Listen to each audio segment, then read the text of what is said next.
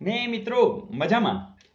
મિત્રો તાજેતરમાં મતલબ 31 ડિસેમ્બરે જે જીપીએસસી દ્વારા આસિસ્ટન્ટ એન્જિનિયરની એક્ઝામ લેવાની, તો એમાં 100 ગુણનું એવું હોય છે કે જે જનરલ જીકે આધારિત મતલબ કે સામાન્ય અભ્યાસના લગતા પ્રશ્નો, તેમાં મેથ્સ રિઝનિંગ પણ આવે. તો મેથ્સના ઘણા બધા સમ મૂકેલા છે અને આપણે જોવું છે કે ધારો કે આપણે પેપર દીધું છે તો ઇટ્સ ઓકે, પણ નથી દીધું તો પણ આપણને આવડે છે કે કેમ. કારણ કે પ્રશ્નોની જે તરે છે, જે કેવા પ્રકારના પૂછી શકાય એ આપણે શીખી રહ્યા છીએ. તો દરેક પ્રશ્નોની અંદર જે ગણિત ક્યાં છુપાયેલું છે અને કેવી રીતે છુપાયેલું છે, જો એક વખત ખબર પડી ગઈ તો વધીને એ લોકો 400 ની જગ્યાએ 1200 લખ્યા હોય તો પેટર્ન પકડાઈ જશે, તો આપણો સમય બચી જશે ને 1-2 સેકન્ડમાં જવાબ આપી દેશો. જેમ કે આ પ્રશ્નને આપણે વાંચીએ કે એક ચોરસનું ક્ષેત્રફળ 400 ચોરસ મીટર છે, તેની દરેક બાજુના મધ્યબિંદુને જોડવાથી બનતા ચોરસનું ક્ષેત્રફળ કેટલું હશે. હવે તમે ધારો કે આ પ્રશ્ન વાંચો ને તો મેં ફટ દઈને 1 સેકન્ડ નહીં થવા દે, તમે કહી દો કે સર 200 જ હોય. એનું કારણ શું છે? કારણ કે હવે તમે આ બધા વિડીયો જોઈ રહ્યા છો અને એટલે જ મજા આવે છે. મિત્રો વાત શું કરશું, તમને જુદી રીતે મારે શીખડાવવું છે કે એવું નથી કે ખાલી સૂત્ર જ આવડવા જોઈએ.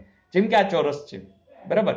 હવે 400 ચોરસ મીટર છે, ઓકે, આપણે ખબર જ નથી કેટલું છે, પણ એ શું કહે છે કે તેની દરેક બાજુનું મધ્યબિંદુ, આ બાજુનું મધ્યબિંદુ આ છે, આનું આ છે, આનું આ છે અને આ છે. એટલે કે તમે આ જે જોડો છો, એટલે અંદરની સાઈડમાં જે આ ચોરસ થયું એનું તમારે ક્ષેત્રફળ શોધવાનું છે. મિત્રો આપણે ધારો કે કાંઈ સૂત્ર આવડતું નથી, પણ આપણે લોજિકલી પણ આ દાખલાને પ્રયાસ કરીએ કે આ કેવી રીતે થાય. તો ચલો આપણે આના હું સરખા 4 ટુકડા કરું છું. મિત્રો ધ્યાન આપજો, આ 4 ટુકડા સરખા છે, આ ચોરસ છે એટલે આ 4 પણ ચોરસ છે. હવે ધ્યાનપૂર્વક જો, તમને કોઈ કે આટલો ટુકડો છે તો આનાથી આ અડધું હોય કે નહીં, તો આખું જે આટલું છે એનાથી આ અડધું છે. એ જ રીતે આમાં પણ અડધું છે, આમાં પણ અડધું છે, આમાં પણ અડધું છે. એનો અર્થ કે આખાયનું અડધું છે, એટલે કે 400 ના અડધા શું હોઈ જાય? 200. તો મિત્રો આ તો યાદ રહી ગયું કે ગમે ત્યારે કોઈ પૂછે કે કોઈ ચોરસનું ક્ષેત્રફળ દાખલા તરીકે 250 ચોરસ મીટર છે અને એના મધ્યબિંદુને છોડો, તમે તરત કહેજો 125. ઊંધું પણ પૂછે કે એક ચોરસ છે કે જે કોઈ અન્ય બાજુનો મધ્યબિંદુ છે, તો મૂળ જે છે એનું કેટલું હશે, તો તમે ડબલ કરી નાખશો, બરાબર ને. તો ગમે ત્યારે પૂછે તો તમને હવે આવડી જશે. તો આવી કંઈક વાત કે બેઝ છે પકડી લેશો તો ગણિતની મજા પણ આવશે. અને હવે તો તમે રિઝનિંગના પણ માસ્ટર છો, તો જેમ કે આની અંદર કંઈ સૂત્ર ન વાપર્યું, માત્ર લોજિકથી આ વાત પકડી લીધી. તો આવું કંઈક નવું શીખવાનો તમને આનંદ આવશે. અને બીજું એક કરવાનું કે તમારી આજુબાજુ ટાબરિયા હોય 5મું 6ઠું 8મું, તો એને આવી વાત કરો, તો એને આવું શીખવો, તો એ કદાચ એના સ્કૂલના ટીચરને અથવા એના મિત્રોને પણ આ કહેશે, તો એક મોટિવેશન મળશે. અને એ બહુ જરૂરી છે મિત્રો, કે આપણા આજુબાજુ રહેલા આવા કેટલાય વિદ્યાર્થીઓ છે જે અતિ હોશિયાર છે, પણ એ ક્યાંક અટકે છે અને એ અટકતા હોય તો એનડીસી પરિવારની જવાબદારી છે કે એને ભણતરના ભાર છે એ ઓછો થાય. તો આવો જોઈએ નેક્સ્ટ. મિત્રો આ સમની અંદર મજા આવે એવી વાત એ છે કે પહેલા તો તમે ગભરાઈ જાઓ કે આવડી મોટી રકમ અને કંઈક જુદું જુદું છે, પણ જોજો કે કેટલું સહેલું હોય છે. કારણ કે કન્સેપ્ટ તમે હવે સમજી ગયા છો. જેમ કે 40 લીટરના એક પ્રવાહી રસાયણમાંથી 4 લીટર રસાયણ કાઢી તેને સ્થાને 4 લીટર પાણી ઉમેરવામાં આવે છે. ત્યારબાદ તે મિશ્રણમાંથી પુનઃ 4 લીટર પ્રવાહી કાઢી તેને સ્થાને 4 લીટર બીજું પાણી ઉમેરવામાં આવે છે. તો હવે તે મિશ્રણમાં કેટલા લીટર રસાયણ રહ્યું હશે? તો મિત્રો તમે કહો સર શું કરું? કાંઈ નહીં, સિમ્પલ. જો તમને ખબર છે કે 40 લીટર રસાયણ છે, બરાબર. હવે એમાંથી 4 લીટર કાઢી નાખી છે, બરાબર ને. તો 4 કાઢી છે એટલે કેટલું થઈ જશે? 36 થઈ જશે. બીજી વાત કે એમાં 4 લીટર પાણી ઉમેરવાનું છે, 36 વત્તા 4, બરાબર. એટલે પાછું થઈ ગયું કેટલું? 40 જ છે. પણ હવે રસાયણ કેટલું છે? 36 અને પાણી કેટલું છે? 4. હવે શું કરે છે? આ મિશ્રણ છે અને મિશ્રણમાંથી 4 લીટર કાઢે છે. મિત્રો 40 માંથી 4 લીટર કાઢવું એટલે 10% કાઢે છે, હા કે ના? તો 10% આના પણ નીકળી જાય, આના પણ નીકળી જાય, કારણ કે મિશ્રણ છે. હવે તમે જ કહો આના 10% એટલે શું? તો કે 3.60. આના 10% એટલે શું? તો 0.4, બરાબર. જોજો આનો સરવાળો જો 4 થઈ ગયો કે નહીં, તો આ નીકળી જાય છે. તો હવે સ્વાભાવિક છે, હવે શું પોઝિશન હશે?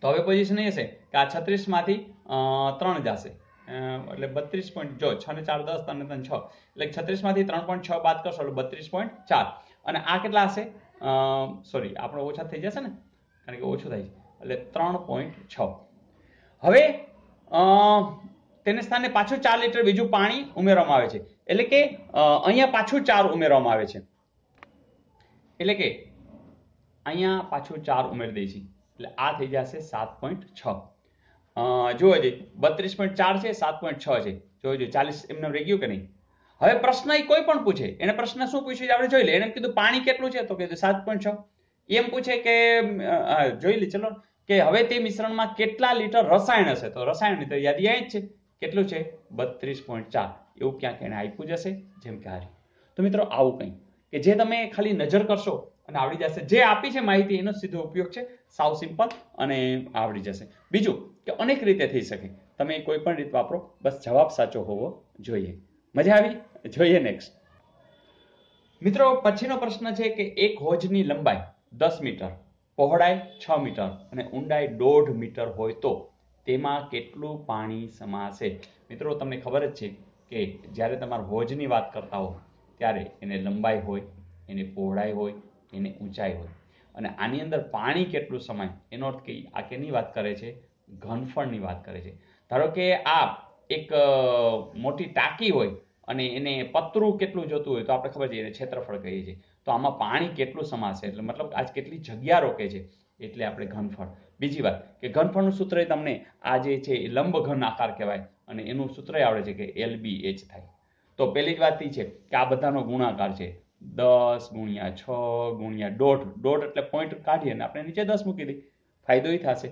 આ 10 ઉડી ગયા 15 6 ને 90 હવે ઉતાવળમાં જો તમે આ 90 કરી ગયા તો લોચો થશે કારણ કે આ છે 90 ઘન મીટર જવાબ આવ્યો હવે એને જે વાત કરી છે લીટરની કરી છે તો તમારે વિચારવું પડશે ઉતાવળ તો કરવાની નથી તો ઘન મીટર અને લીટરનો ભેદ એ ધારો કે જો તમને આવડે છે ઇટ્સ ઓકે નથી આવડતું તો કઈ નહીં આજે શીખો છો આજે તમે શીખી ગયા છો એમ સમજો તો 1 ઘન મીટર બરાબર તમને કહી દો કેટલા આવશે તો 1 2 3 મીંડા એટલે કે આટલા લીટર 1000 લીટર તમારે કલ્પના શું કરે ખબર છે કે એક આવી ટાંકી છે એ ટાંકીની અંદર આપણે ખબર છે એક લીટરના પેલા સીસા આવે છે પાણીના આપણે પીવાના પાણીના તો એ પાણીના 1000 તમે આવા સીસા અંદર નાખો એટલે આ ટાંકી ભરાઈ જાય છે અને એ ટાંકી કેવી હશે તો જેમાં 1 મીટર લંબાઈ 1 મીટર પહોળાઈ 1 મીટર ઊંચાઈ એવી એક ટાંકી છે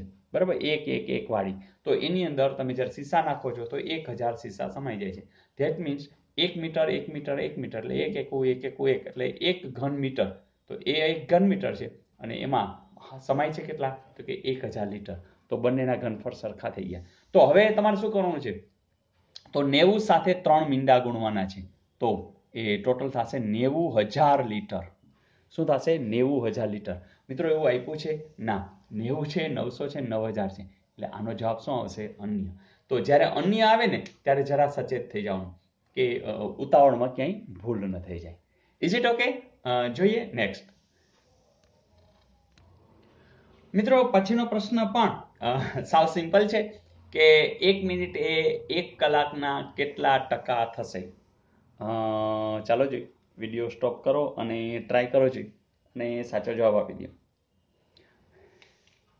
ઓકે ફાઇન મિત્રો તમે પ્રયાસ કર્યો હશે પણ બેઝિક વસ્તુ જે ગણિતની છે એ તમે ક્યારેય ભૂલશો નહીં બેઝિક વસ્તુ એમ કહેવા માંગે છે કે જ્યારે પણ તમને સરખામણીની વાત હોય ત્યારે સમાન હોવું જોઈએ અહીંયા મિનિટ છે અહીંયા કલાક છે એટલે કે 1 મિનિટનો સંદર્ભ તમારે કલાકના સાથે નહીં પણ 60 મિનિટ સાથે રાખવાનો છે તો આ બેઝિક વસ્તુ છે એ તમે ભૂલતા નહીં હવે વાત શું છે કે 1 મિનિટ એ 1 કલાકના એટલે કે 60 મિનિટની વાત હોય તો 60 માંથી તમારે 1 મિનિટે જવું છે રાઈટ કારણ કે ટકા પૂછ્યા એટલે 100 સંદર્ભે છે તો 100 એ કેટલા ફરીથી 1 કલાકના 1 મિનિટ બરાબર 1 મિનિટે 1 કલાકના કેટલા ટકા થશે તો 1 કલાક એટલે કે 60 મિનિટે 1 મિનિટ એટલે કે 60 માં 1 સુધી પહોંચવું છે તો આપણે તો ટકા જોઈએ છે એટલે હંમેશા કેટલા હોય 100 એ હોય તો 100 એ કેટલા બસ 83 જ છે બીજું કાંઈ નથી 60 એ 1 તો 100 એ કેટલા જોજો આ એક એમને પછી આ આખું ઊંધું થઈ જશે 100 ના છેદમાં 60 આવી જશે